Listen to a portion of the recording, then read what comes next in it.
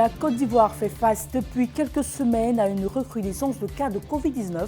142 nouveaux cas ont été enregistrés. Reportage dans quelques instants sur le Garnéclo ou Chapeau Rouge, accessoire du Pays Gourou. Et ça sera avec Denis Kouman.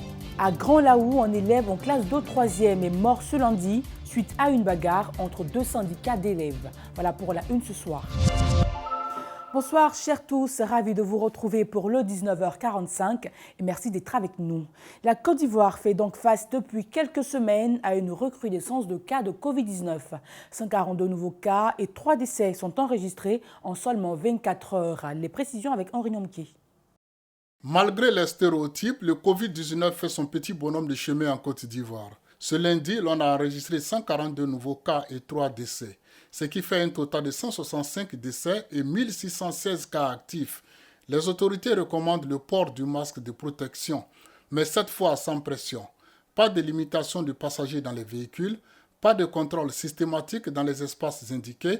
Chacun de ce fait gère la situation comme il peut, sans compter la légendaire indiscipline qui caractérise des attitudes inadmissibles. Et l'usage du gel hydroalcoolique, très peu s'en souviennent. Tout le matériel du lavage des mains distribué à corps et à cri a disparu. Avec 3 morts en une seule journée, il faut bien intensifier la sensibilisation. Même si le bilan général n'est pas alarmant par rapport à d'autres pays africains, il faut éviter de franchir un certain seuil qui va affoler cette même population. Autre cause de mortalité, la pollution de l'environnement. Les effets de la pollution de l'environnement sont ressentis à différents niveaux et c'est ce dont parle Christian Gokra. La biodiversité répond aux besoins essentiels des populations en apportant oxygène, nourriture, eau potable. Mais ce n'est pas le cas partout. Aujourd'hui, l'environnement est un enjeu mondial. On parle des ressources naturelles, de la biodiversité, parce qu'aujourd'hui, c'est ça qui soutient un peu la vie de toute une nation, la vie de toute une région. Et il y a la notion des produits de terroir. On peut sortir ici des produits de terroir tels que le manioc de notre terroir, l'ignan de notre terroir, la banane de notre terroir. Mais s'il y a la pollution, tout ça devient quasiment impossible à réaliser. Voilà, donc c'est un endroit en fait qui peut apporter des ressources additionnelles aux gens du village. Malheureusement, cette eau-là, cette rivière est polluée par 3 usines qui sont situées en amont et ça constitue vraiment une épine dans les pieds du village. Comment faire pour que cette eau-là, cet écosystème retrouve sa valeur, retrouve toute sa pureté, toute sa sainteté? La pollution de l'environnement impacte directement les populations. Et à côté de ça, ce qui est grave, c'est que toutes les plantes médicinales à elles qu'on se soignait commencent à disparaître du fait de la pollution des airs, des eaux et tout ce qui suit. Et quand on ajoute à ça les pesticides, là, les maladies alors grandissent de plus en plus. Et je pense que cette pollution a augmenté aussi le nombre de malades dans nos villages, que ce soit à Mouyassoué, à Anvo, à Saint-Oman. Si on faisait des statistiques fiables, on verrait que le nombre de malades a augmenté, le nombre de maladies liées à la pollution a augmenté. Le consommateur a droit à un environnement sain, qui est considéré comme une condition préalable à la réalisation des droits humains, dont le droit à la vie, à l'alimentation, à la santé et au niveau de vie suffisant. Les États africains, dans leur grande majorité, la Côte d'Ivoire en particulier, ont adopté des codes de l'environnement. Et dans ce code de l'environnement, il est bien dit que toute personne a le droit de vivre dans un environnement sain et équilibré. Et quand ce n'est pas le cas, toute personne aussi a le droit de se plaindre auprès de son gouvernement pour dire je veux vivre dans un environnement sain, il y a la pollution de l'air, la pollution des eaux, et ça pose beaucoup de problèmes. Chacun devrait pouvoir vivre dans un environnement favorable à sa santé et à son bien-être. L'État devrait prendre des mesures concrètes et progressives pour mettre en œuvre les éléments nécessaires à un environnement sain et durable. Clin d'œil culturel avec Denis Kouman, reportage sur le Garnéclo ou Chapeau Rouge du Pays Gourou. Regardez.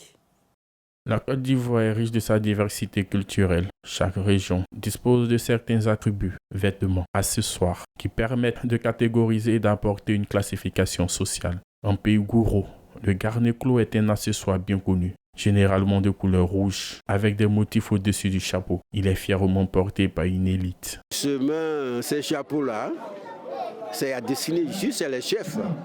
Et ces chapeaux qu'on a trouvés à nos âgés.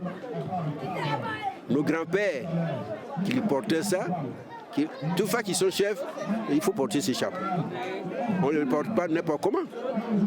C'est pas pour la jeunesse et puis c'est pas pour le commun. Donc ça là, il faut être le chef pour pouvoir porter ça. C'est pourquoi tous les gourous qui sont là, toutefois qu'il a porté, qu'on appelle chef. Même les notables peuvent porter aussi. Bien que réservé à une certaine frange de la population, le port de ce chapeau tend à être dévalorisé. Le port du chapeau est aujourd'hui galvaudé. Toute cérémonie, gourou, tout le monde porte le chapeau pour se prévaloir d'être gourou. Or, aux temps anciens, le chapeau, c'est simplement pour la noblesse ou bien pour la notabilité gourou. Il fallait être de cette notabilité pour avoir droit à ce chapeau rouge qu'on appelle le Ghanaian Clos. Aujourd'hui, ce port est dévalué, chacun le porte comme il attend. Sinon, véritablement, c'est pour la noblesse ou bien la notabilité gourou.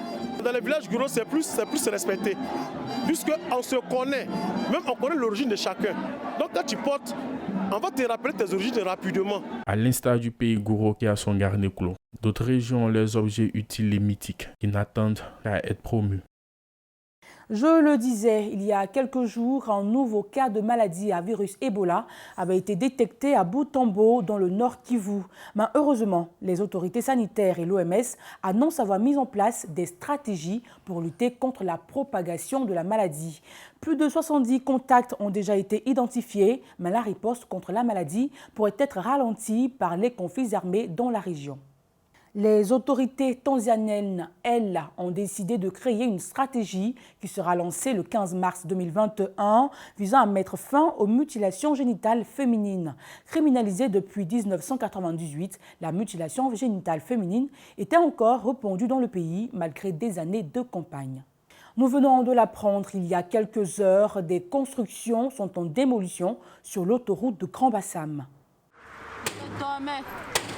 À ma grande surprise, maison elle a tombé sur moi. Je ne suis pas au courant de quelque chose. Je vous avertis, ça fait uniquement 2 semaines sur le coup. On ne s'attendait même pas à ça. Je ne sais même pas comment il m'a arrangé, même à ma maison, avec mes barrages, tout ça là. Parce que ma fille, elle vient de l'école. Elle vient trouver qu'ils ont cassé la maison. On n'est même pas au courant de quelque chose. Quand on parle, les gens disent qu'on nous avertit, ça fait des secondes. Mais franchement, on n'est pas au courant de quelque chose. Le décryptage demain dans le 19h45.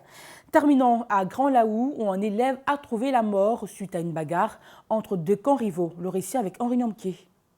Selon les témoignages, tout est parti d'une bagarre arrangée depuis le vendredi 5 février entre membres de la Fédération estudiantine et scolaire de Côte d'Ivoire, FESI, et la coordination des élèves et étudiants de Côte d'Ivoire, CESI. L'apothéose a donné comme bilan lundi 1 mort et 2 blessés graves à l'arme blanche. Il s'agit de Yapo Calix, élève en 3e.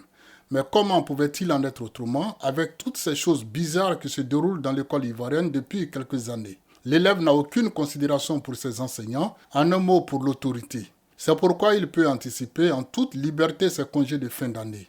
Il peut même bastonner son professeur. Mais pendant ce temps, que disent les enseignants qui, à cause de leur jeunesse, sont amis à leurs élèves? Amis dans tous les sens, bien sûr. Quant aux parents, bon nombre d'entre eux ont cédé la responsabilité de l'éducation de leur progéniture à ces mêmes enseignants. Mais pour quel résultat? Sous l'admiration et l'influence des films hollywoodiens, les élèves peuvent se bagarrer en différentes factions ou gangs comme dans les favelas en Amérique latine jusqu'à ce que mort s'en suive. Cette situation interpelle la conscience collective sur ce qu'il est possible de corriger pour sauver l'école ivoirienne. Et c'est la fin de cette édition proposée par l'ensemble de la rédaction et réalisée par l'équipe de la production. Derrière la caméra, Dao Yakuba, chapeauté par Emmanuel Bissouma. Merci à vous pour votre fidélité. Et vous le savez, l'info continue sur notre site internet www.ufcafrica.tv et nos réseaux sociaux Facebook et YouTube. Excellente suite de programme à vous tous et on se dit à très bientôt pour un nouveau tour de l'actualité des consommateurs.